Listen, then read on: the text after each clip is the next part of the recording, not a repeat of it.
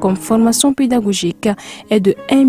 200 000 francs CFA. Les places sont limitées. N'attendez pas la dernière minute pour garantir votre admission. Une seule adresse à retenir, rectorat UPAFA Sotuba à Seya, près du monument de la Victoire. Faites le choix de l'excellence. Construisez votre avenir. Inscrivez-vous dès aujourd'hui pour la rentrée académique 2026-2027. Université africaine franco-arabe UPAFA, ensemble vers le savoir, l'innovation et la réussite.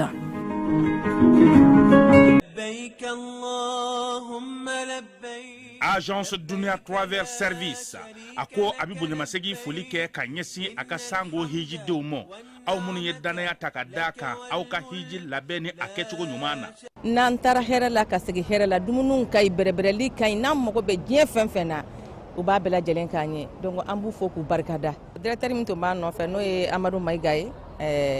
ajora jorola nyamo ya ko fenfen ajora jorola kaniso jamo la kamago berebere ka koto mɔgɔw tala mɔgɔw tɛ min dɔ ka ɲɛ yira mɔgɔw la an y'o bara de sɔrɔ dunya la kumukele kɔnɔ a ko ka aw bɛɛ lajɛlen la duniya silamɛ minnu bɛ Mali kɔnɔ ani minnu sigiyɔrɔ bɛnnen don diɲɛ jamana wɛrɛw ma k'a fɔ san wɛrɛ o hiji ni o umura o baaraw labɛnw daminɛna ka ban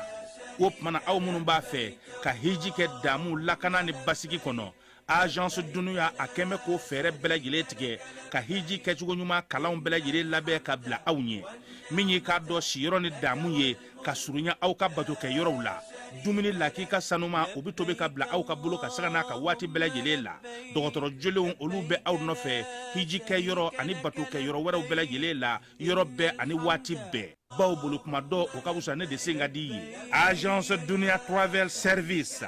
jɛɲɔgɔn kelen min bɛ aw ka hiji ni aw ka humura kɛ k'a ɲɛ ale de do o fana ni aw bɛɛ kunnafoni wɛrɛ ɲini a ye weleli kɛ 66 71 37 24 70 64 99 71 ni aw bɛɛ u ka yɔrɔ ɲini u filɛ ni hippodrome yɛrɛ la immeuble station Soma Yafula Kulukɔrɔ sira da la o fana min y'i k'a dɔn Agence Dunia Travel Service ye k'u bɛ dugawu kɛ hiji ni umura kɛcogo ɲuman a n'a musakaw ala k'a nɔgɔya silamɛ bɛɛ lajɛlen ye.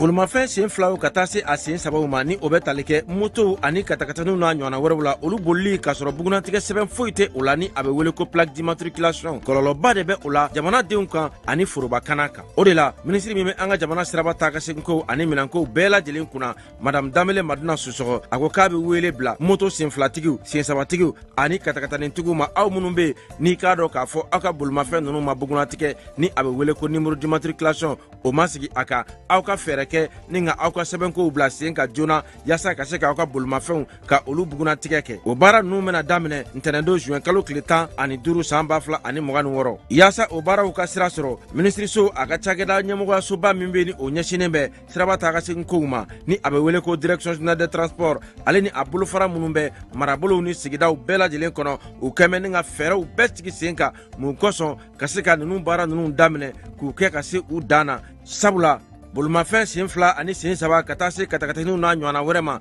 minnu bɛ ni u ma bugunatigɛ fiyewu olu bolili bɛna kɔn Mali siraba bɛɛ lajɛlen kan wa maa tɛna bɔ maa la maa minnu bɛ ni olu bɛna i k'a dɔn u tulo gɛlɛya ka ni sariya ninnu sɔsɔ ɲangili bere bɛ ka u makɔnɔ k'a daminɛ sefa wari dɔrɔmɛ 200 la min sarali ye wajibi ye i jɔyɔrɔ la nɛgɛjuru sira fɛ o fɛnɛ kɔfɛ jamana ɲangili sariya ni a bɛ wele ko code pénal la o kɛmɛ ni ka kalo 3 kaso ka o yanga ka bila ka ni maaw makɔnɔ ani fo ka taa se alamani ma min dagosi bɛ taa sefa wari 24,000 na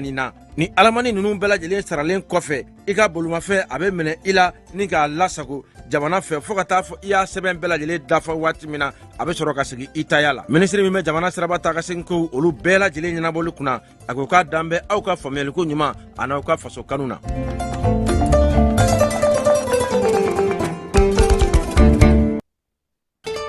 cakɛda mun sigilen bɛ adamaden tɔgɔ la kunnafoniya lakanali kama Mali la n'a bɛ fɔ a ma ko Autorité de protection des données à caractère personnel APDP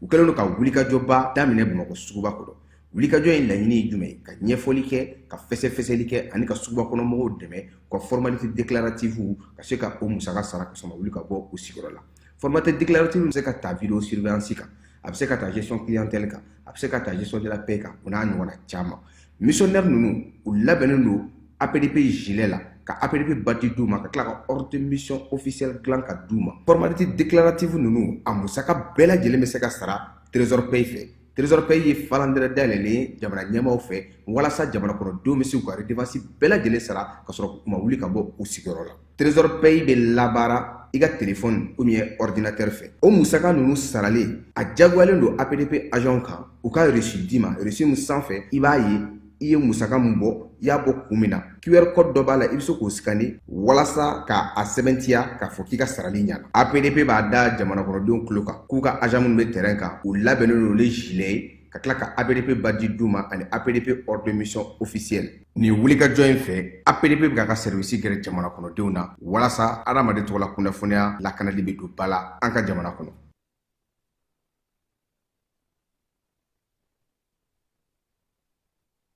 Les grands projets existent de l'eau. Quand il s'agit de poser des bases solides dès les premiers jours, il faut s'entourer des meilleurs. Une vision d'exception. Sous la direction éclairée de Boubacar Diarra, Sodifa incarne la rigueur, l'efficacité et la force des frappes qu'il vous faut. Bienvenue chez Sodifa, l'adresse incontournable où l'ambition rencontre la puissance mécanique, taillée pour les terrains. Que ce soit pour des chantiers miniers d'envergure, des travaux publics ou du BTP l'eau, notre équipe assure une exécution irréprochable du début à la fin. Le choix de la performance, location d'engins, transport des frais et fourniture de matériaux de premier choix, tels que sable, gravier de qualité. On gère tout pour que vos réalisations durent dans le temps. Notre arsenal, pelle hydraulique puissante, chargeur, bulldozer, grader, camion de 40 tonnes et citernes prêts à l'action. Une flotte taillée pour pulvériser les obstacles. Où nous trouver? C'est trop simple. Pointe directement à Moussabougou, juste en face de l'université Marie-Saint-Clair. Sodifa, la puissance qui insuffle la vie à vos projets. Contacte les numéros affichés sur l'écran et passons à l'action.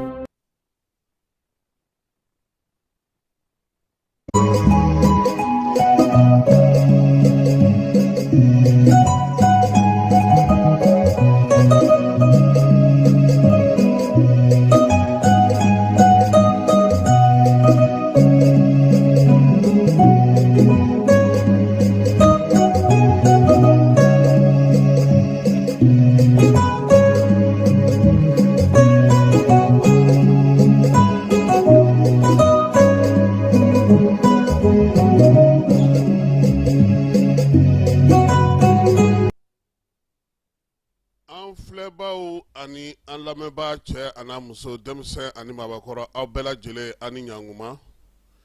bi sɔgɔmada in na an ka baabu bɛ taa n'an ye Gawokaw fɛ yen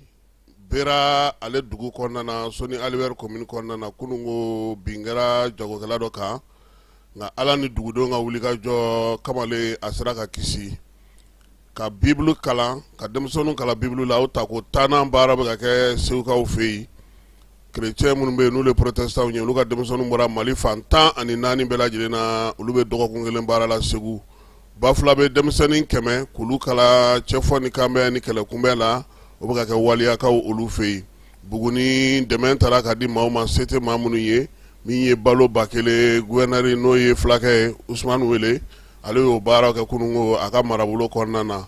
fala ye sango kuma in cayalen don dɛ météo maaw ko ko ni Ala sɔnna ma ko san bɛ sɔn ka to senna fo octobre kalo nka sɛnɛkɛlaw olu sirannen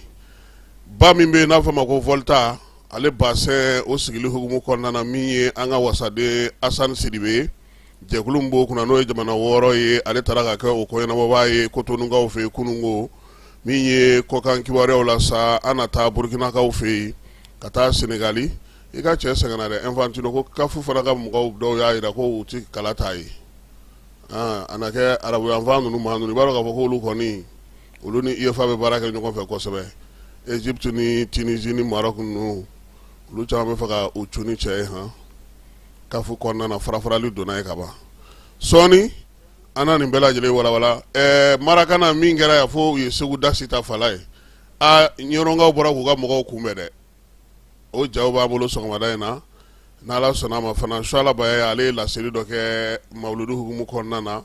ko ka foli kɛ ɲɛmaw ye an na o fana dakuniya damadɔ di maaw ma bi sɔgɔmada in na bɛɛ lajɛlen k'i sɔgɔlen to jani na ni an ka kunnafoni kɛnɛ sigilen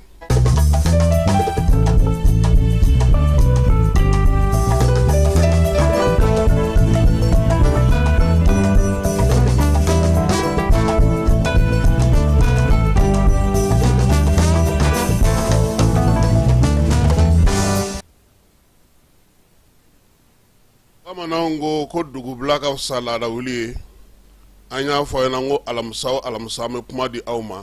n'a ka di maa min ye i yɛrɛ b'i ka ja ta k'i ka fɛla fɔ bonya ani karama kɔnɔna na a kɛra degun sugu sugu ye an ka se k'a lase maaw k'a lamɛn walima n'i bɛ fɛ k'a kɛ nɛgɛjuru sira ye walima k'an yɛrɛ wele an bɛ se k'i kumakan fana ta ka se k'a di maaw ma sɔgɔmada in na an balimakɛ n'o ye Jibril Jalo ye ale ye ingénieur géologue ye ni waati na a sigiyɔrɔ bɛnnen don Gabɔnkaw fɛ yen ma Fala ye ale ye baara sɔrɔ ye min ye Gabɔn sanubɔyɔrɔba olu y'a wele k'a ka taa fara olu kan u ka baara la a taara o baara la a yɛrɛ taara Gabɔn ka ban kunungo an y'a sɔrɔ ndamanfiri minnu bɛ ka kɛ bi mun de bɛ na n'u ye ndamanda yɛrɛ mun ye an ka jɛ Jibril Jalo ingénieur géologue an ka ale lamɛn Kasim fo an ka dɔn fɔlɔ dama yɛrɛ ye mun ye dama n'an b'a fɔ o ma tubabukan na orpaillage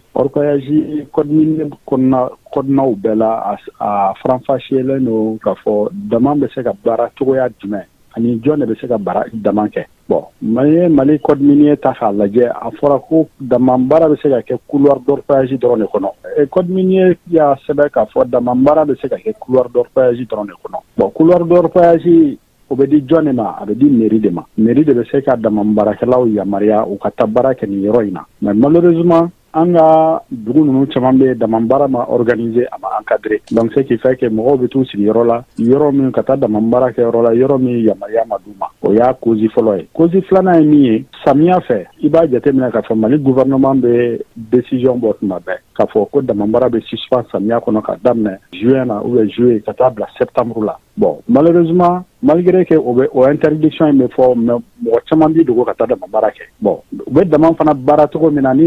ye ka dugukolo sen duguma ka jigin bon a dɔnniya t'u la kosɛbɛ olu bɛ taa yiri de tigɛ k'u b'o don dugukolo kɔrɔ k'a kunbɛn yiri tɛ se dugukolo kɔrɔ surtout samiya mana se dugukolo bɛ namaya donc i ye yiri don a kɔrɔ cogo o cogo dugukolo fanga mana giriya dama bɛ cun ni dama cunna o bɛ kɛ sababu ye ka mɔgɔ caman faga dama dingɛ ninnu kɔnɔ n'an b'a fɔ o ma ko effondrement cause sabanan ye min ye o ye mine artisanale ye n'an b'a fɔ o ma ko chinois ka mine ka caya bon o chinois mine ninnu très souvent olu bɛ dingɛ belebelew de sen bon u b'a sen méthode min na sécurité ba t'a la bon yɔrɔ ninnu ma clôturer ka interdit dama baarakɛlaw ka na fɔ k'u bɛna bɔgɔ cɛ o dingɛ ninnu kɔnɔ bon wagati bɛ kɛ olu b'u dogo ka taa don o dingɛ belebele ninnu kɔrɔ k'u bɛ taa bɔgɔ de cɛ surtout dama bɛ o mine artisanale ninnu bɛ sigida minnu na o muso ni denmisɛnnin ninnu wagati dɔw la u bɛ na k'u bɛ bɔgɔ de cɛ k'a fɔ u bɛ to k'u dayirimɛ ɲini mais malheureusement dɔnnibaliya kama dama min bɛ se ka firiw kan mɔgɔ caman min bɛ to a la o k'a kɛra Keyeba mara la salon ne ma fili mɔgɔ min sar'o la a bɛ mɔgɔ 45 bɔ bon ninnu de ye cause ye kosɛbɛ minnu bɛ na ni dama firi ye an ka farafin jamanaw kan surtout dama baara bɛ yɔrɔ minnu na ka caya Mali b'o la Guinée b'o la Côte d'Ivoire b'o la fura jumɛn bɛ se ka sɔrɔ nin waleya ninnu na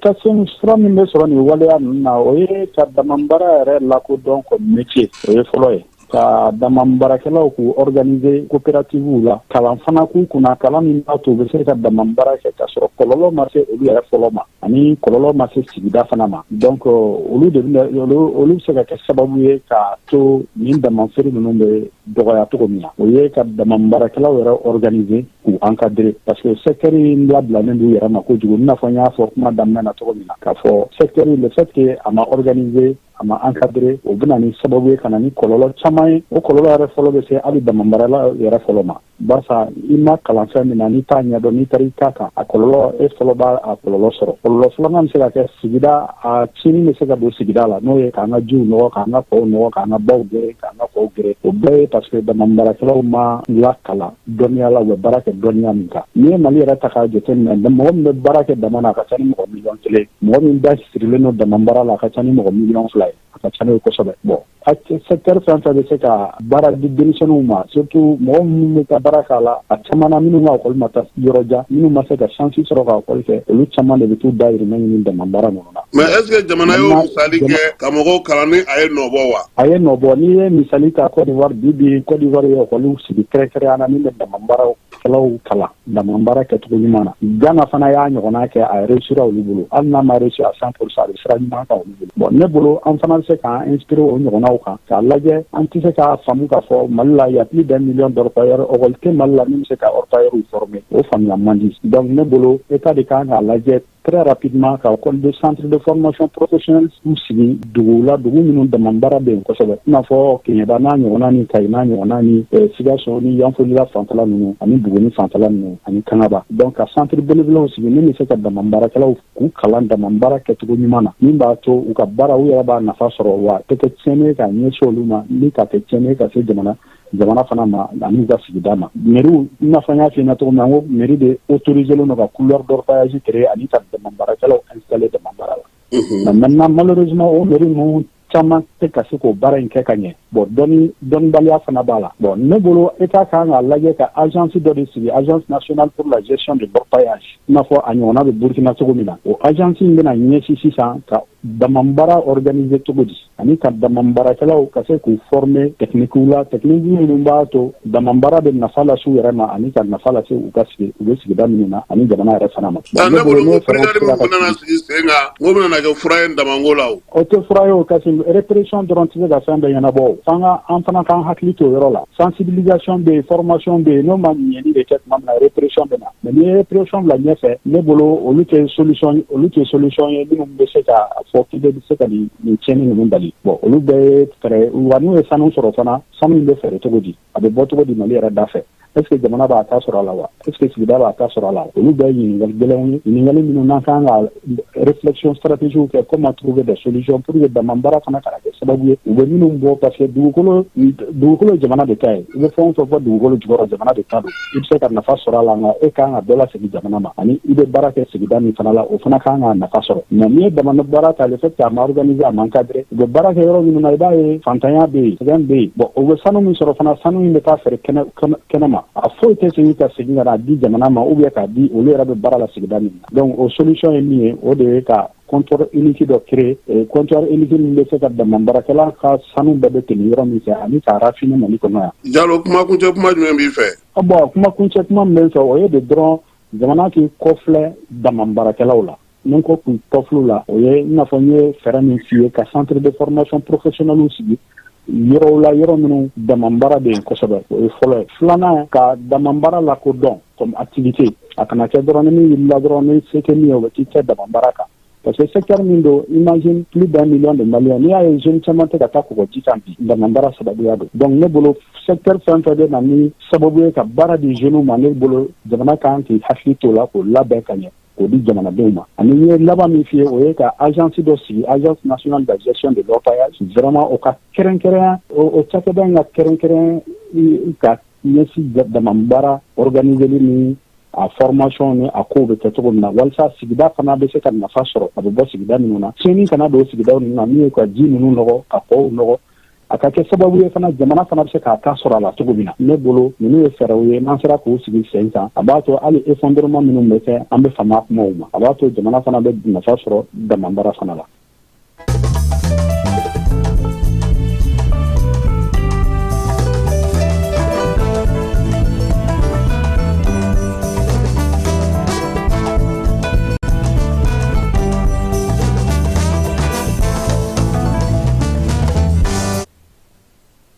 Siri tabaw ka wulikajɔ olu dɛmɛbagaw n'o ye Risilakaw ye olu ka wulikajɔ kɔnɔna na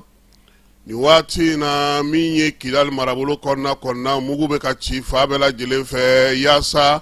Bamaɲsuwɛli ni wale kɛbaaw u b'a fɛ ka wulikajɔ ni mɔnabɔ minnu kɛ ka se ka olu bali kunun ko min ye armée ale ka wulikajɔ bɛnna Abeyi Baara Tɛnzawatɛ ni ale ni Seware kɔnɔna ma baara ninnu bɛɛ lajɛlen Jean Élisée Daw y'a yira sa k'a fɔ ko gosili kɔni kun fɔlɔ Kidali kilomɛtiri 35 ka se 4 ma ale ni Kidali ni ɲɔgɔn cɛ wulikajɔ in a kɛra ye Abeyibarakaw fɛ yen Banbancɔli ka wale kɛbaa kun nana ni kɛlɛkɛminɛnw ye min ye Sewarekaw ka dugu ale kɔrɔ ni Kɛɲɛka fɛ kuna siningo wulikajɔ fana kunungo wulikajɔ fana sera ka kɛ yen kɛrɛnkɛrɛnnenya la ka se ka dan sigi Banbancɔli ka wale kɛbaaw la kabini ntɛnɛn don min ye wolomasiri tabaw ye u tun ye kibaruya caman sɔrɔ ka bɔ maa caman yɔrɔ ale n'u ka jateminɛlikɛlaw k'a yira sa k'a fɔ ko Banbancɔli ka wale kɛbaaw kɔni bɛ ka fara ɲɔgɔn kan cogo min u bɛ ka fara ɲɔgɔn kan ten Abeyibaara dun ni Kidali ni ɲɔgɔn cɛ kilomɛtiri 34 u nana ni kɛlɛkɛminɛn fɛn fɛn ye a bɛɛ lajɛlen nɔɔnina Mali ale ka pankuru fɛ armée kɛlen ka jateminɛw kɛ k'a dɔn k'a fɔ ko nin kɔni jɔn jɔnna nin don kabini araba tɛmɛnen u ye tarata tɛmɛnen u ye o wulikajɔ kɛ ka se ka se o Banbancɔli ka wale kɛbaaw olu dagayɔrɔ ma min ye Abeyibaara masurunan na o waati kelen fana na sa Sewarekaw fɛ yen jateminɛw ni kimɛliw y'a yira sa k'a fɔ ko armée ye gosili wɛrɛ kɛ yen tuguni min ye Banbancɔli ka wale kɛbaaw ye olu fana kun dalen don sa ka na n'u ka minɛnw ye u dɛndɛn u b'a fɛ ka gɛrɛ dugu in na min ye jatigɛ ka na o wuli ka ɲɛsin Seware kɔnɔna ma wolomasiri tabaw ka dagatigi ko sa ko nin baara nin kɔni bɛɛ lajɛlen kɛra pankuru ale ni dugumacɛw olu bɛ baara la hali bi yaasa ka se ka lakana sabati ni marabolo ninnu bɛɛ lajɛlen kɔnɔna na k'a ɲini dugudenw fɛ senkɔrɔma dondonni u kana sɛgɛn o la ka ɲɛsin wolomasiri tabaw olu ma fala ye nin waati in na sɛnɛkɛlaw u kɔnɔ gannen don nka an balimakɛ dɔ ale ye munumunu salonni kɛ an ka jɛ k'ale lamɛn olu ka foro bɛ cogo di fɔlɔ. On est en plein mois d'août. E ka mɔgɔw ka danni kɛlen évaluer la ne ka fɔ ko ɲina samiya ma ɲi a fɔli bɛ ka digi ne la quoi yɔrɔ kelen tɛ dɛ ninnu fɛnɛ t'a lajɛ nin forobaden en plein mi-août cɔcɔ kalo san bɛna tigɛ tuma min na ko mɔgɔw ka danniw min hakɛ la cɛ kabako don dɛ hali san moi j'espère me tromper ala ka san banna san na fo octobre fo septembre mais ɲina ko bɛ cogo min na ala ka fara mɔgɔw kan quoi sinon ça peut être très compliqué imagine mɔgɔ min bolo ka bɛna san balo bɔ nin na foro belebele b'a la i ka taga fo yan fɛ foyi t'a kɔnɔ a ma se hali jeunes na nin fɛnɛ lajɛ mɔgɔ kelenw tɛ donc agriculteur mun sigilen don k'a bɛ ka nin kɔnɔ c'est à dire kuma tɛ ne da tuguni quoi an ka duwawu kɛ an bɛɛ ka duwawu kɛ ɲinan samiya ko la quand même tiɲɛ la fɛn dɔ bɛ yen ne ma deli ka mun ɲɔgɔn ye mais a nɔgɔyabaga ye ala ka nɔgɔya. ayiwa fala ni ɲɔgɔnna caman de bɛ ka fɔ bi an ka marabolow kɔnɔ sanji sɔrɔbaliya anw bolo an ka jamana kan ka fɛɛrɛ ɲini bi min b'a to ni san ma na an ka se ka baara kɛ ba belebeleba fila de bɛ anw bolo n'a fɔra anw k'an sigi san o san ka samiya kɔnɔ an ka maa minnu taara kalan kɛ fala ye u ka fɛɛrɛ lajɛ fɛɛrɛ kura min bɛ se ka don sɛnɛkɛlaw kɔrɔ hakili la n'i ma feere n'i ma ɲina gereka malo o bɛ yen sumansi minnu fana bɛ yen n'olu fana bɛ se ka wuli cogoya wɛrɛw la o bɛ yen an ni kafaki maaw ye baro kɛ fala ye sɛnɛ kɛcogo kura ye min ye n'a bɛ kɛ guwa jukɔrɔ o sɛnɛfɛnw fana min ye balo ɲuman bɛ se ka sɔrɔ o la cogo min an k'a lajɛ an kana an sigi san kuuru kara ko samiya ni samiya jima ɲɛ san min na an laban bɛ kɔngɔ nka météo maaw ko olu ka jateminɛw la fala ye k'a bɛ se ka kɛ u m'a fɔ a bɛna kɛ dɛ u k'a bɛ se ka kɛ de den wɛrɛ an k'a fɔ a fɔcogo la k'a bɛ se ka kɛ sanji bɛ to senna fo octobre kalo nata in yɔrɔ minnu kɔni tɛna sɔrɔ kosɛbɛ o y'an ka jamana kɔrɔnfɛ yanfanw ye olu kɔni tɛna caman sɔrɔ a la nka worodugu anw fanfɛ bolo ninnu k'a daminɛ Moti la ka na yanfan fɛ ko olu caman bɛ sɔn k'a sɔrɔ wa ni ala ma farala an kan fana a bɛ se ka taa fɔ milimetiri 400 na nka o kɔlɔlɔ ye mun ye o fana bɛ kɔɔri ni kaba sɛgɛn dɛ o kɔlɔlɔ fana ye o ye nin bɛɛ de kan ka jate minɛ anw de man kan ka balo yɛrɛ de siri k'a fɔ k'an b'an sigi ka samiya yɛrɛ de kɔnɔ mali kan ka hakili jagabɔ kɛ o de la sumansi sugu jumɛn bɛ olu bɛ se ka mɔ ka dilan ka ɲɛ ni sanji bɛ ji bɛ tɔn taa burukina fala ye i ti ba kelen ye k'a daminɛ an ni burukina dancɛ la kuuri n'i tɛmɛna kuuri kan o ka dugu kɔnɔ i bɛ tamati kɛnɛ ni ngɔyɔ kɛnɛ ni i bɛ kɛnɛ de fo bobo mɛ i ti baji kelen ye samiya ma se sisan u bɛ ji de tɔn ji tɔn yɔrɔw caman de b'u bolo u b'o de kɛ k'o minɛ fo ka taa se tilema banni ma u bɛ sɔrɔ k'u ka nakɔ n'u ka fɛnw sɛnɛ kɔnɔ ye ali kaba kɛnɛ san kalo 12 a bɛ se ka sɔrɔ donc f'an yɛrɛ ka jateminɛ kɛ anw ka sɛnɛ ɲɛdɔn an baw bɛɛ lajɛlen sigilen no bureau kɔnɔ point focal de bɛ kɛnɛ kan mun bɛ taa foro kɔnɔna na o man ca balo bɛ se ka sɔrɔ cogo di fɛɛrɛ bɛ minnu bolo olu ka jan maa minnu kan ka foro yɛrɛ sɛnɛ ka foro baara kɛ hakilina ɲuman ni baarakɛbaw bɛɛ lajɛlen ma a wari duma yɔrɔ la min y'a baarakɛ baarafima yɔrɔ ye olu ka jan o la n'a fɔra sa ko fɛɛrɛ dɔ nana falen ko kana sigi an ka jamana kɔnɔ i b'a ye k'a fɔ bureauba min bɛ sigi Bamakɔ yan bɛɛ b'a fɔ ko fo n ka don o de la a tɛ komi sisan Mali concours ko u bɛ concours kɛ ko ka fonctionnaire ta n'u taara yɔrɔ sisan bɛ ka kɛ sisan n'i bɛ marabolo min na i bɛ taa yen olu marabolo kelen mɔgɔw tuguni olu b'a fɔ ko n bɛ fɛ ka yɛlɛma Bamakɔ n bɛ fɛ ka yɛlɛma yan fɛ k'a sɔrɔ a kɛra de ko yen hakɛ min kan ka di Segu ma Segukaw ka to o la k'o kɛ e bɛ taa concours kɛ ko pour que e ka se k'o sɔrɔ n'e y'o sɔrɔ e bɛ tila ka na k'e bɛ na Bamakɔ nin damanda ubiyɛn ka baara daminɛ sini ni sinikɛnɛ tile 2 ka na ko ko directeur ne anw bɛna yɛlɛma f'u ka nin bɛɛ de jateminɛ maa min bɛ yɔrɔ min olu ko olu baaraw kɛ n'o tɛ anw ye jamana min anw b'an k'an sigi ka an ka maa mafalen dɔ bɛ a ye sirisi baara kɛ n'o ye Aluseni Beredoto ye an bɛna n'a ɲininka nin ko ninnu na parce que olu tun ye fɛɛrɛ caman sɔrɔ samiya tɛ labɔli kɛ Niger san o san o fala ye mais olu dun bɛ malo kɛnɛw sɔrɔ cogo di olu bɛ kaba kɛnɛw sɔrɔ cogo di u bɛ ɲɔw ni fɛnw sɔrɔ cogo di fɛɛrɛ jumɛn bɛ olu bolo mɔgɔ kɔni ni mɔgɔw donna ɲɔgɔn na kaban u fana ka hakilinaw ta o la ne b'a f'i ɲɛna n k'an ka mɔgɔ caman bɛ taa yaala diɲɛ fɛ u kɔni bɛ taa ten dɔrɔn ka na ten ka taa yɔrɔ lajɛ mun bɛ ninnu bolo an kana ɲɔgɔnna kɛ an fɛ yan anw o de ka dɔgɔ anw ka baarakɛlaw la quoi f'o de ka yɛlɛma baabu mun gannen don nin waati in na bɔlɔlɔ sanfɛ musow ka nɛgɛkɔrɔsigi ko kuma do fala ye minisiriso min bɛ kɛnɛya ko kunna ale ka hakɛ la kɔlɔsibaw ko k'a fɔ min ye Amadou Bokoum ye ni ale ɲɛmaa ye SD la ni olu kun bilara baara la k'a fɔ sa ko POVEX yaasa ka mɔgɔw ɲininka Bamakɔ yan u muruna ye mun ye muso ka nɛgɛkɔrɔsigi la minisiriso ko k'a baara jɔ pewu k'alu ye ɲininkali minnu kɛ maaw la k'u kana baara kɛ n'a ye tuguni ko sabula k'u ɲɛ b'a la k'a bɛna futinɛba de wuli jamana kɔnɔna na futinɛ min ni jamana tɛ fɛ i sen ka ye o la fala ye k'u ka maa bɛ yen n'u kɛlen don k'olu bila ka taa maaw ɲininka ka fɛn o fɛn sɔrɔ k'u y'a mara u bolokɔrɔ ko gouvernement b'a ɲini u fɛ sa ko a ko bɛɛ lajɛlen bɔra a ma olu de tun ye yamaruya d'u ma juin kalo tile 6 k'u ka sɛgɛsɛgɛli kɛ nka bi a ma fɔ ko a reportera dɛ ko a annulera de ko k'a dabila pewu donc kuma in minisiriso mɔgɔ yɛrɛ de ye a bataki ci an ma kunungo an bɛ taa fan fɛ an bɛ sɔrɔ ka na togodaw ani marabolo kibaruya kɔnɔna na lajɛlen ma aw minnu b'a fɛ ka voyager k'a sɔrɔ a ma degun sɔrɔ a ka voyage kɔnɔna na compagnie de transport Somatra u y'a kanu ka na ni kari kura caman ye kari minnu dilanna norme kɔnɔna na aw ka lafiya kama a suspension wo a climatisation a siège wo n'i ye kari jɔlen ye foyi tɛ jigin kɔnɔ i bɛ se ka don a kɔnɔna na cogo min na Somatra e ka kari Somatra ne ka kari Somatra anw ka kari o hukumu kɔnɔna na kari ninnu bɛ sira ta don ko don Bamako Segu San Moti Kucala ka taa se Sikaso ma Keɲeba Kita u ma ɲina Yoro di Sahel maaw kɔ ka taa se Kolokani Jijeni fo ka taa se Bɛnma ma Somatra fiɲɛ foroko Somatra ka wuli hɛrɛ la ka se hɛrɛ la ayiwa kili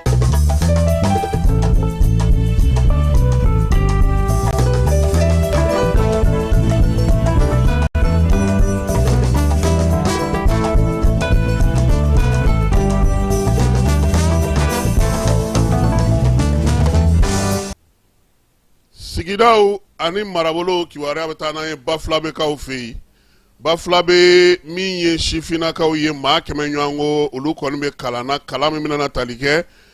min ye degun o bɛ se ka kunbɛn cogo min na fɔnkɔɲɔgɔnkɔ bɛ se ka ban bɛɛ ni kɛnɛya bɛ sinsin cogo min baara in daminɛna dɔgɔkun furancɛ la waliyakaw olu fɛ yen jɛkulu minnu ye nin sigi sen kan sa n'o o ye association malienne pour l'émergence éducative ye olu de bɛ ka baara in sigi sen kan npogotigiw b'a la cogo min ye dugudenw yɛrɛ b'a la mara ɲɛnabɔbaw fana bɛ a la a kɛ kun ye sa ka cɛfɔ ni kamɛ ni bɛn sigi ka fɔ k'o ja a bɛ tali kɛ sa kaso denmisɛnw olu ka baara la min ye Danemarkikaw olu ka jamana cɛ sira ɲɛnabɔ minisiriso de bɛ ka musaka bɔ famaku tako 2nan a bɛ ka kɛ o hukumu kɔnɔna na Segukaw fɛ yen ka Bible kalan min ye chrétien denmisɛnninw olu ka Bible kalan kan min bɛ sigi san o san ɲinanda Segu de sugandira k'a ko ye nin y'a tako 10nan ye denmisɛnnilakaw nana ka bɔ église protestant na Mali fantan ani 4 bɛɛ lajɛlen baara ninnu daminɛna ni utukalo in tarata tɛmɛnen utukalo tile 25 Segu Bangun kan kuma bɛna tali kɛ mun na sa chrétien denmisɛnnin ale k'i jija ka kɛ cɛfɔ ni kan bɛ kɛbaa ye yiriwali o sira fɛ an ka jamana kɔnɔna na dɔgɔkun kelen denmisɛnnin pi pɔgɔden olu nana ka bɔ Mali marabolo bɛɛ lajɛlen na min ye bible kalan ye u tɛna da o dɔrɔn ma Segu yɔrɔ fawlen u bɛna t'olu lajɛ yɔrɔ kɔrɔ ka t'olu fana lajɛ min ye maabaw ye ka taa olu fana fɛ k'u masala hakilila falen falen bɛn ni keleya cɛfɔ ni kama bɛ se ka sigi sen kan cogo min na maliden bɛɛ lajɛlen ka bɛn ka yiriwali baaraw boloda babu in a bɛna tali fala an dida nin na nin ka di dɛ nin kɔni nin kun man ka fɔ n kɔ kuma tɛ Segu bawa ka kuma n'u ni da don an sɔnkokaw fɛ yen kalansen bɛ sigilen no sen kan ye fala ye yaasa ka se ka min ye dɔgɔtɔrɔw maa 20 ɲɔgɔnko ka kalangolo kunna nka ninnu da ye ka jan dɛ kalo 18 a daminɛna kununko min ye Médecins Sans Frontières ye ale kɔni kɛlen sa ka obstétriciennes sage-femme k'olu fara ɲɔgɔn kan maa 20 ko ka dɔ fara u ka dɔnniyaw kan yaasa baara bɛ se ka kɛ ka ɲɛ cogo min na dɔgɔtɔrɔso kɔnɔna na waleya in a kɛ kun ye sa ninnu kɔni mana kɛ maa mafalen fala n'u kalanna u ka se ka min ye an sɔngɔkaw mago ɲɛ furakɛli ko ta na sira fɛ wa k'a ɲinina maaw bɛɛ lajɛlen fɛ maa minnu bɛ nin na n'o ye maa 20 ye fala ye mangɛnɛ bi sinikɛnɛ mangɛnɛ i bɛ bɔ a la dɛ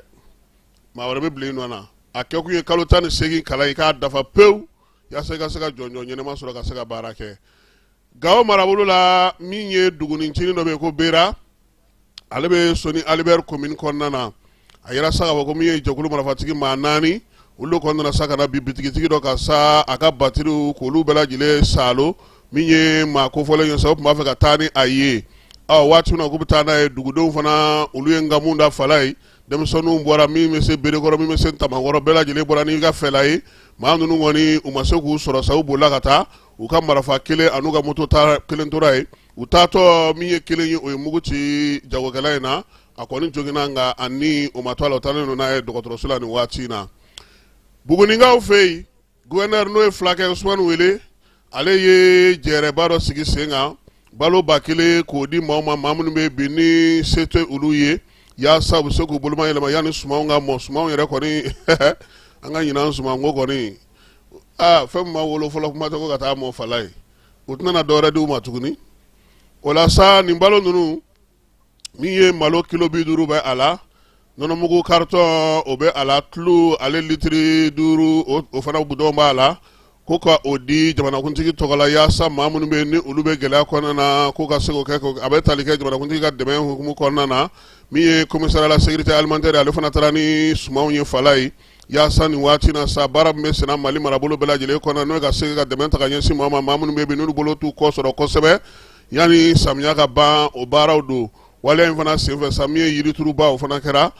Buguni k'u bɛ ka biennale labɛn cogo min u y'o fana fɔ commissariat la sécurité alimentaire ye fɛn o fɛn bɛ kɛ Buguni sa fala ye n'i nana a bɛ f'i ɲɛna k'an bɛ ka biennale labɛn biennale ye san wɛrɛ ye Bugunikaw olu fɛ yen n'an bɔra Buguni an bɛ taa Kulukoro n'an bɔra Kulukoro an bɛ sɔrɔ ka taa Gawokaw fɛ yen a fɔra cogo min na Tumutuda kuma babu kuncɛ to a fɔra ta dɛ san 2 o san 2 don Bugunikaw olu bɛ k'u ta labɛn na kari tɛmɛnen maa dɔw k'olu ye maa ta mobili ta fala ye Kucalakaw fɛ yen Kucala Bamako k'u ye heure 7 de kɛ a la mobili in kɔnɔna na sa min ye bafulukan kɔni tun tɛ ka tigɛ fiyewu n'an jɔra yɔrɔ min an bɛ tigaw sa an b'olu ɲimi min ye mangorow ye an b'olu min zabanw an bɛ olu ɲimi ka sira minɛ sa kudayi baro tɛ ka kɔtigɛ a tɛ ka kɔtigɛ an nana cun dingɛ dɔ kɔnɔ an ye heure 2 kɛ yen kari a bɔlen o dingɛ kɔnɔ a nana sira ta tuguni fala ye ka na min ye bila k'o cɛ ci Segu bila k'a kɛra kataba 4 ye sira ti sɔn u nana se Segu Lansara min ye nɛgɛ kanɲɛ 11 waati u nana se Segu o y'a sɔrɔ u bɔtɔ mobili yɛrɛ ma se ka wuli joona heure 1 u y'o retard ta u nana se Segu nɛgɛ kanɲɛ 11 maaw ko ko alhamdulilayi ko nin y'an selen Bamako fala ye parce que sira ka ɲi u ye Segu sira ta sa u taara min ye Yaya ka yɔrɔ la ka t'u kɔnɔfa dumuni na yen tewu bɔ baro ɲɛ yen fana dɛ anw ka nin yɔrɔ in na Bamanjɔli kɛra de la k'an da an disi ka yan yɔrɔ in na Segu ni Zamugu cɛ a bɛ tan u tilar'o la ka dumuni kɛ k'u fa kuma min nɛgɛ kanɲɛ 14 u sera Bamako o la sa u ko nin kɔni ko ɲɛmaaw ka sira lajɛ fala ye Kucala bila o ka fisa nka min ye bila Segu ye e b'a sira dɔn ye sanda ke shi da bana moti ta ibe sira ndo ore fana ni be ta sira nyire fe fala est-ce que bla segu bla est-ce que fana mam sani bla sai wani temena bla fana na ni temena san fana na ki kuna moti fana ga falai ha yani ga jene sura bikina kiti ka tawo donc anga nyini nyama fe ugu hakili to anga sirawla alibi degu ngon ma kan dun ba talaw kon ba siraka nganu mo kon ngo kulu kun sigile do ni few feyi ko bela jele ka kera degu wa minyu toro ko tajibe ga soro ngami biye wa kele ani keme woro ku chala ba mako ko fo ga le ko ga dobo fa na ko ga cha ko ka soro ko tajibe fa bela jele fe ni watina kolo jaba meri ale kolo nyaba ka fara nyanga noye Abdul Karim Sangare ya sau kana sasa wani musaka noye samba filan mugan wolowla musaka yi kana baro sigi ka ba fe munga ke ibaro bi ka fanga jamana kono marabulo uluka kama bole sugumu konna na jamana yi ayreka baraba mun meke tuguba konna na uyo mugani kele ko ta ko di marabulo tiguma uyera ka sego baraka uga sigira konna na ogumu konna na saminye kolonjaba ka uye ukokulu magobe kene ala folo kala jisanuma soroli oyuga layini beleleba saba weminge mer fe akodo aga sebe na musaka fama kata do olu barawla mer fe ya nyunu fe sa nimbaro sigi mingale flani ye otna na bebo falai ukuji anu mirina jigina femunu na sabula babu mundo ababu beto sena nyina san ere koni tawma banfolo sawre talabe onedo dugude munu na togomi miye mara ere nyama be mamunu mulo ani sigida nyama be mamunu mulo ulu bela jile fana na ka fara secteur technique kan kuma ka ke bela jire yana benga ngelenga soro meri aka yamaria ka baraka ni oye ko ni fana ye maraka maboli ale tabolo kuraye koma segi ka ke dugudo nye fero no bina sigu togola uka nyefo unyena bagama mining falai ale sanubora bagama mining SA ka ba fe ka minye panguru jigi kere mangani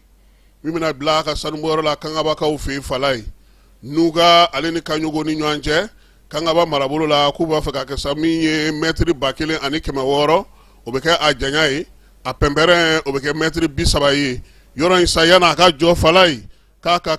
uka nyefo dugude unyi wala sa prefet no yanga kanga ba prefet abu daw ale tume nyanye inkene kan mamunu nga bara inke kololom mina na sega swa ala sanin panguru jigi kene mangani ndlana wira ga yoro lai baga ma mawga yoro la falai abna ni mun kolola abna ni mun degunye o daira la dugude una dugudenw olu ka ɲɛmaw bɛɛ lajɛlen kɛlen ka lamɛnli kɛ u ko u k'a to ka taa kɔmasegi kɛ fɔlɔ ɔhɔ wolomasiri tabaw olu tun b'a kɛnɛ kan dugudentɔw tun b'a kɛnɛ kan ka taa se min ye bagama SRL maaw yɛrɛ fana tun b'a kɛnɛ kan o ko sa k'u ka kɔmasegi kɛ ni dugudenw ye min f'u ye u ka jɛ ka n'o f'u ye yaasa bɛɛ lajɛlen sen ka don pankuru jigi kɛnɛ in ale dilanli la tiga wɔrɔ ɲɔgɔn kɔ o fara o ka ca kosɛbɛ min ye marakaw ye n'an bɔra togodaw ni sigidaw kibaruya la an bɛna na Bamakɔ kɔnɔna na minisiri Mamu Dafe ale y'a ka dayɛlɛ marakaw ka jɛkulu denmisɛnninw k'olu bɛna n'u ka kɔnkɛrɛ kɛ Bamakɔ ya fala ye marakaden minnu bɛ tunga la minnu bɛ Mali ni farajɛla fan bɛɛ lajɛlen fɛ ko desanburu kalo nata ye k'u bɛna na ɲɔgɔn sɔrɔ Bamakɔ yan min ye Fagaba Jiki ye nin ye marakaka ye sa dɛ Fabaka Jike o tɛ marakaka ye ɔhɔ ko o ɲɛmaa dankan n'o ye Bala Jakite ye ale de nana kibaruya in da Mamu Dafe tulo kan u b'a fɛ ka baara kɛ cogo min na n'u b'a fɛ k'u ka kɔnkɛrɛ in kɛ sigi sen kan cogo min n'o ye kɔnkɛrɛ international jeunesse Soninke ye n'Ala sɔnna ma décembre kalo tile 18 ko bɛɛ lajɛlen bɛna ɲɔgɔn sɔrɔ CICB la Bamakɔ yan miirina in kɛ kun ye min ye sa seko ni dɔnko min bɛ marakaw fɛ yen marakaw ka taabolo n'u ka tabiyaw ka se k'o fɔ denmisɛnninw ye minnu bɛna ka bɔ tunga la bɛɛ lajɛlen sen bɛna na don nin baara in na yaasa an ka danbew an ka tabiyaw n'an ka jamana sigicogo olu bɛ se ka matarafa cogo min Mamu Dafe y'u fo k'u waleɲuman dɔn ko nin ye kɛnɛ min bɛɛ lajɛlen kan ka y'a kɛnɛ kan yaasa ka se ka bolo di ɲɔgɔn ma k'ale sinsin kosɛbɛ ko n'u kɔni se kɛra min ye u na u dɛmɛ u ka nin kɔnkɛrɛba in ale sigili la sen kan an ka jamana kɔnɔ minisiri Mamu Dafe a ko ni Ala sɔnna a ma min ye Bamakɔ kɔnɔna na maaw tɛna na ɲɛnɛfin tuguni fala ye sabula u bɛna na foire belebeleba kɛnɛ sigi Balabugu palais de la culture ale kɔnɔna na i b'a dɔn ko k'a fɔ ko san fila o san fila farafina bɛɛ bɛna na ɲɔgɔn sɔrɔ yan fototalaw olu ka ɲɔgɔn dan bɛ kɛ an ka jamana kɔnɔ o kɛrɛfɛ sa ale bɛna na sugu sigi sugu min na to maa minnu bɛ yen n'olu bɛ baara kɛ n'olu ye ɲɛgɛnkɛlaw ye minnu ye bolola baarakɛlaw ye ka sugu belebeleba sigi novembre kalo tile 26 ka taa se décembre kalo tile 5 ma waati min na diɲɛ bɛɛ bɛ an fɛ yan u bɛna na nin fɛɛrɛ kɛnɛ in fana sigi yaasa an ka bolola baarakɛlaw galeri bɛ maa minnu bolo minnu bɛ collection kɛ seko ni dɔnko yɛrɛ matarafaba minnu bɛ bolola baara hukumu kɔnɔna na u kana n'u ka minɛnw ye o sugubulon in kɔnɔna na ka na a fɛnsɛ bɛɛ lajɛlen ka se k'a ye ɲɛgɛnkɛla tableau dilanna min ye yirimani baarakɛla ye fɛn minnu bɛ n'u bɛ fɛɛrɛ sigi sen ka se ka yɔrɔw lajɛ ka ɲɛ fila ye ka se ka salonw dilan ka ɲɛ k'a kɛ maaw sago ye olu bɛɛ lajɛlen u na sigiyɔrɔ sɔrɔ palais de la culture la Bamakɔ yan min ye novembre kalo tile 26 ka taa se décembre kalo tile 5 ma nka min ye rencontre la photographie ye ale bɛ daminɛ novembre kalo tile 26 ka taa ban janvier ale tile 26 san 2027 kibaruya bɛɛ lajɛlen k'a bɛ Denak maaw olu ka sɛbɛnw kan ministre Mamu Dafe ale ka bataki don mawludu hukumu kɔnɔna na an y'a fɔ cogo min na wajuliw kɛra batow kɛra dugawudon kɛra min ye seliw olu fana kɛra jamana ye laada la Suala Bayaya Haidara ale ka wajulu bɛ kɛ min ye Saba terrain na Fala fɛnkaw fɛ Lafiyabugukaw fɛ Fala ye min ye Suala a y'a bɔ a sira fɛ wajulu in senfɛ jamana kuma a y'o fɔ ka foli ta ni ta ka ɲɛsin jamana ɲɛmaaw ma an k'a mɛn a yɛrɛ da sabula a kumakan b'an bolo. An ye min bɛ faamaw yɛrɛ da a y'an nisɔndiya an ɲɛ b'u la baara minnu na u ni jamana wɛrɛw cɛ a y'an nisɔndiya an mago bɛ jamana ka taga ɲɛ de la o an mago tɛ e min bɛ hɛrɛ na an t'o t'a la ayi an bɛ jamana ka taga ɲɛ de la n'o kɛra fɛn fɛn ye u ka taa n'an y'o sira kan ala ka hɛrɛ k'an n'u ye bi an y'an kɔrɔkɛ ye an bɛ dugawu k'a ye Modibo Kɔnɛ ɲɛw kun famana a ma général Ablaye ɲɛw kun famana a ma mais ɲɛw y'a ye bi an bɛɛ kɔntana an bɛɛ nisɔndiyara Ablaye Modibo ye mɔgɔ ye hadamaden ɲe min fɔ ministre la sisan ni Modibo ye ɲɔgɔn ye général a bɛ k'i kɔnɔ ko jala an kana taa faamaya yɛrɛ la fɔlɔ ali capitaine a bɛ bonya dɔ d'a yɛrɛ kan dɛ mais un général i n'a bɛ baro kɛ i b'a fɔ a bɛ gɛrɛ nin la a bɛ baro kɛ i b'a fɔ a b'a ka so kɔnɔ de dan foyi t'o la ni jamanaden y'a yɛrɛ ye jamana faama la ta surtout anw minnu ye opinion ɲɛmɔgɔw ye a b'a lafiya a b'a hakili sigi n'olu yeli ka nɔgɔ anw bolo n'u fɛ kuma ka nɔgɔ anw bolo ale jamana ka taga ɲɛ kɔnɔ o bɛ sabati yɔrɔnin kelen parce que min bɛ dugu kɔnɔ an bɛ se k'a las'u ma teliya la o de la an y'a kɛnɛma ye bi a dafalen a nin na Ablaye a ye jamanaden bɛɛ wasa a ye bɛɛ nisɔndiya a n'a ka majigi a n'a ka yɛrɛdɔn jamana in ye ani jamanadenw ye an bɛ dugawu k'a ye sini kɛnɛya Ala k'a d'an ma Général Hachimi u bɛɛ ka dugawu kɛ halisa Ala k'u fanga se jamana in Ala ka u san kɔrɔ Ala ka jamana in hɛrɛ bonya tɔɔrɔ o tɔɔrɔ b'a kɔnɔ fɔɲɔgɔnya fɛn fɛn b'a kɔnɔ Ala k'a bɛɛ ban ka se Wage Général Wage n b'a fɛnɛ fo Sadio n b'a fo Wage n b'a fo kosɛbɛ Ablaye an bɛ dugawu kɛ Jaw fɛnɛ ye ka dugawu kɛ an ka premier ministre ye ka dugawu kɛ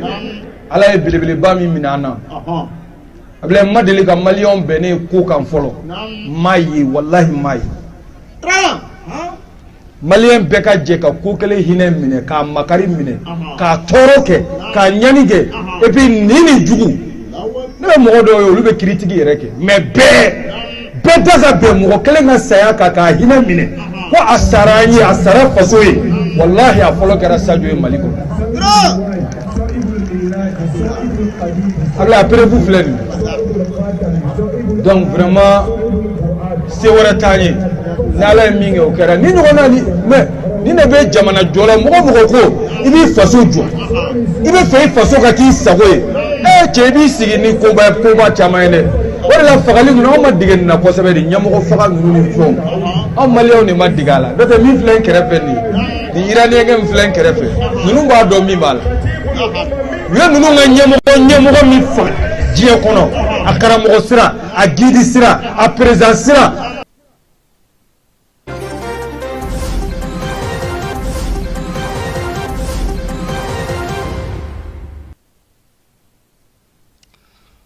an bɛ taa Kotonukaw fɛ yen. Kotonu min ye Mali ye ale ye jɔyɔrɔ sɔrɔ ye ka kɛ ni ba min bɛ yen n'o tɔgɔ dalen don Volta la.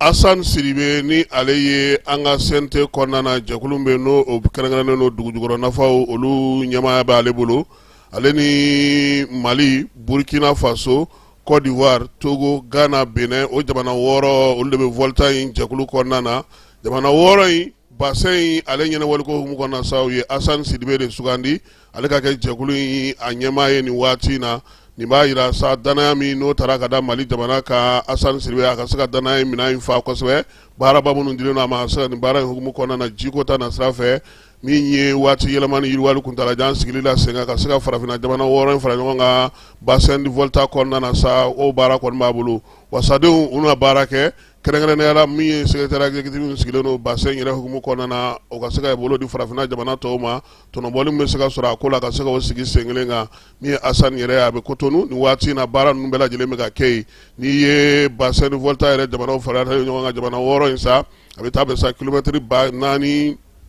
o de ma min ye filebu ba min filɛ nin sa n'o ye bassin de Volta in ye ale bɛ ba belebeleba 9 de ye farafinna kɔnɔna na jamana 6 minnu b'a la an y'olu tɔgɔ fɔ aw ɲɛna Benin, Burkina Faso, Côte d'Ivoire, Ghana, Mali ale ni Togo olu de kɔni bɛ taa sisan min ye ba in janya ye ale kɔni ye kilomɛtiri 1850 ani 50 a bɛ taa o ɲɔgɔn la.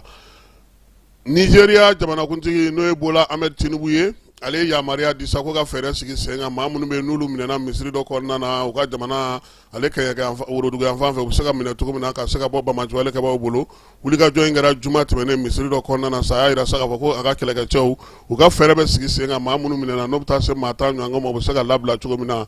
RDC maaw y'a yira sa k'a fɔ nin waati in kɔni na min ye u ka baara minnu tun bɛ ka kɛ u ka kalanso kɔnɔna na kalanso minnu bɛ yen bi n'o bɛ M23 maaw ka yɔrɔw la k'u ye kalan dulon yen pewu fo basigi ni bɛn ni kelenya mana sɔrɔ kuma min na kalanko bɛ sɔrɔ ka daminɛ o sanayɛlɛ kalanso kɔnɔna na n'o ye universitéw ye Tinisikaw olu fɛ yen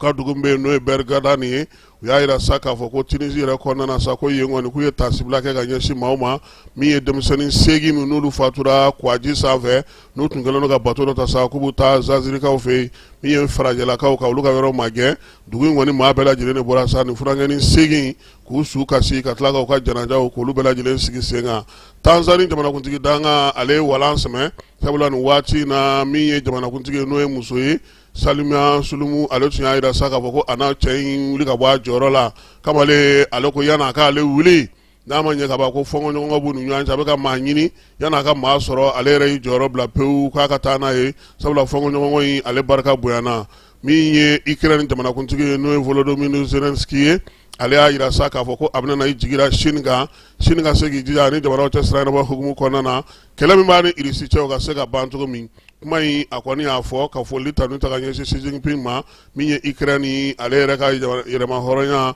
o san 35 o ɲɛnajɛ hukumu kɔnɔna na a tilara k'a ɲini min ye Pekingkaw fɛ sa k'u cɛsiri cogo sugu bɛɛ la yaasa bɛn kuntalajan bɛ se ka sɔrɔ cogo min na olu ni Irisilakaw ni ɲɔgɔn cɛ. Irankaw olu ye kibaruya bɔ k'a bi sa k'a yira k'a fɔ k'u ye bɛnkan sɔrɔ u ni Oman min b'u yamaruya sa Kouaji sanfɛ batoba minnu bɛ yen olu bɛ se ka tɛmɛ Detroit Dormuzu fan min bɛ Oman fanfɛla la waati kɔnɔna na waati min na a to sa yani u ni sigikafɔ ka sɔrɔ u kɔni y'a yira sa ko waleya min bɛ se k'a ta k'a daminɛ tile 30 la ka taa se tile 60 ɲɔgɔnko ma o bɛnkan in bɛ tali kɛ o la. Bɔlɔlɔ sanfɛla la jɛkulu min bɛ n'a fɔ ma Meta ale ni Amɛrikaw ye bɛnkan sɔrɔ utukalo tile 26 bɛnkan in ye tali kɛ mun na sa o ye k'a fɔ denmisɛnninlakaw olu kɔni ka se ka bɔlɔlɔ fa bɛɛ lajɛlen kɛ u sen nɔ ye ko min ye Meta ye k'a tun ye fɛɛrɛ minnu sigi sen kan ko Amɛrikaw ka denmisɛnw caman kun firilen n'o bɔlɔlɔ kan a y'a yira sa k'a fɔ ko a jɔra a ka jalaki kɔrɔ min ye denmisɛnnin fitinin minnu si ma se bɔlɔlɔ sanfɛ yɛlɛli a bɛna fɛɛrɛ sigi olu ka se ka ban min ye dollar wari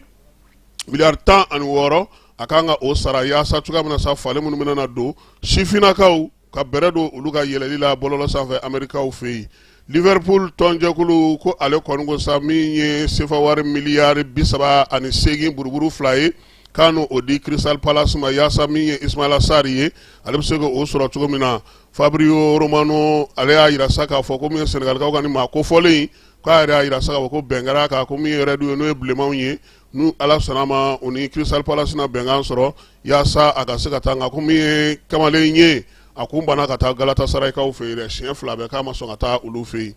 farikolo ɲɛnajɛ ale kɛnɛ kan an yɛrɛ fɛ yan Fala yi npogotigilakaw olu ka saison n'olu ka san ye o daminɛna Mamadu Konate la min ye Mali Fédération ale de kɛlen don ka nin ɲɛnajɛ in sigi sen kan minnu sen bɛ san 17 la tulon daminɛna AS Mande ka bɔ min ye AS Mande n'o ye commune 4 AS Mande ale ni commune 3nan maaw ye ɲɔgɔn sɔrɔ banna fu ani fu la dolatan 2nan min sigira sen kan Amazone ka bɔ commune 5nan kɔnɔna na ale ni ATS ka bɔ Koro o kɔni datura Amazone ta la 1 ani fu bi n'o ye celu dasiba o kɛra Awa Traoré ye balontan in bɛna to senna sa fo septembre kalo tile 19 Mamadu Konate ni Wɛnzɛn a na taa o kɔnɔna na Ɲorongaw olu kun nana Marakana na Bamakɔ yan Marakana min ni o kun cɛra u y'a yira sa k'a fɔ nin y'a siɲɛ fɔlɔ ye Ɲoron yɛrɛ ka wasa ka se sɔrɔ ka se ka jɔyɔrɔ ɲɛnama sɔrɔ ko in na u segilen ka taa Ɲoro Fala ye sufɛla kun don nka mɔgɔw bɔra k'u kunbɛn an ka Ɲorongaw kunbɛli la mais Marakana n'o o ye maa 7 contre maa 7 ye o ndulatan.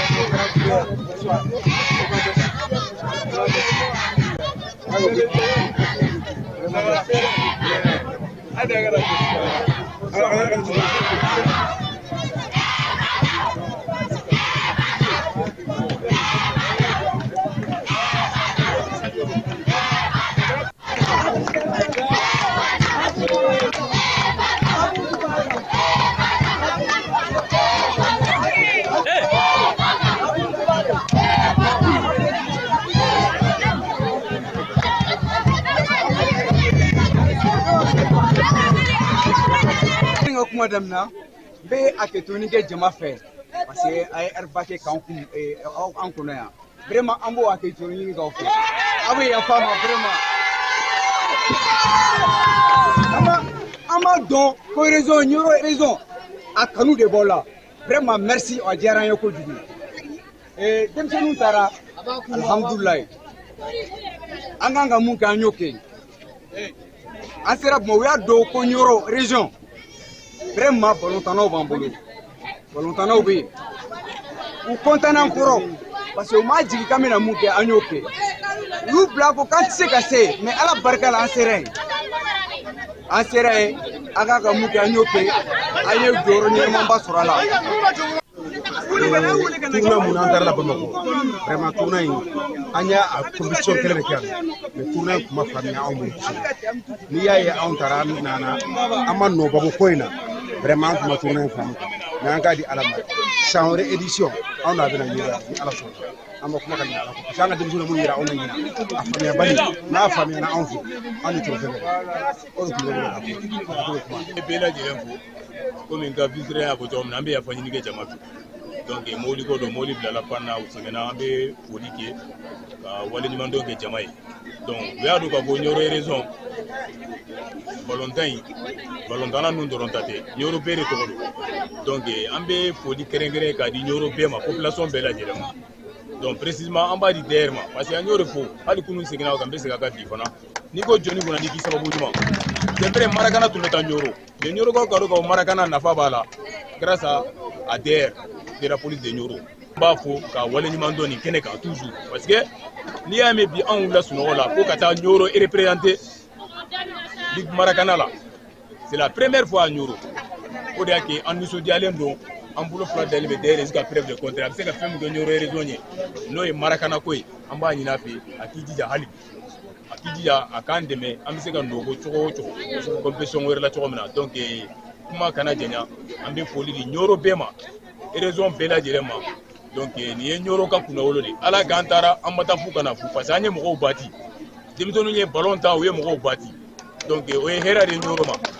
an ye san bati an ye siga to bati donc o ye fierté an ma parce que mɔgɔ minnu don ni anw siɲɛ fɔlɔ ye olu siɲɛ filananw de don a la donc balontannaw taara u sege ka ɲoro kunna olu ka victoire mun di ɲoro ma an b'a la deli ala k'a bɛn u ma ni si ye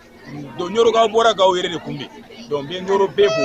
n bɛ d'ailleurs fo jusqu'à preuve de contraire n bɛ segin ka d'ailleurs fo n bɛ n ka bureau fana bɛɛ lajɛlen fo maa maa de déplacera ka bɔ ɲoro ka taga n ka foli b'a bɛɛ lajɛlen ye wale ɲuman foli an b'a tɛ segin a la an b'a fo don o don parce que k'i ka denbaya bila balontannaw olu ka dirigeants ɲoro an b'aw fo ka aw wale ayiwa ɲɔrɔnkaw a ye bɛɛ dasi nka a ma segu dasi a ma bamako dasi dɛ a ma se kayi fana na nka a y'a jija siɲɛ wɛrɛ peut-être a bɛ se k'olu dasi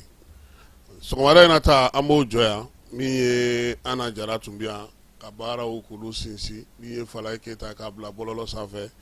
ni ala sɔnna a ma an na ɲɔgɔn sɔrɔ nɛgɛ kanɲɛ 21 de b'a ale kɛnɛ kan ala ka tile hɛrɛ cɛ ala ka sɔn ɲuman kan ye si ni kɛnɛ labanko ɲuman ala k'a d'an bɛɛ lajɛlen ma a k'an bɛn waati wɛrɛ ni ala sɔnna a ma.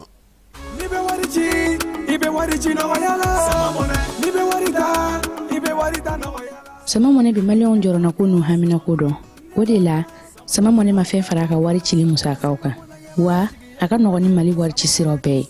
a ma da aw ma dɛ sama mɔnɛ bi dɔ fara aw de kunna wari kan ni wari bonisi ye awɔ ni wari bonisi ye kɔni aw ka sanni kɛ ni sama mɔnɛ application ye aw bɛ wari sɔrɔ aw ka compte bonisi la k'a daminɛ crédit la abonnement télé fo ka taa se courant ni ji sarali ma aw bɛ bonisi sɔrɔ nin bɛɛ la n'a ka bonisi buguna dɔrɔn aw bɛ se k'a yɛlɛma aw ka sama mɔnɛ compte la ka sanni wɛrɛ kɛ n'a ye walima ka taa wari jɛ bɔ an ka lasigiden dɔ fɛ yen aw ye mɔnɛ bɔ aw yɛrɛ la a k'a si filɛ sisan ni sama mɔnɛ application téléchargeli ye Play Store walima App Store kan ka sɔrɔ k'aw tɔgɔ sɛbɛn ni sama mɔnɛ ye aw de kunna wari bɛ augmenter sama mɔnɛ i yɛrɛ ta awɔ i yɛrɛ ta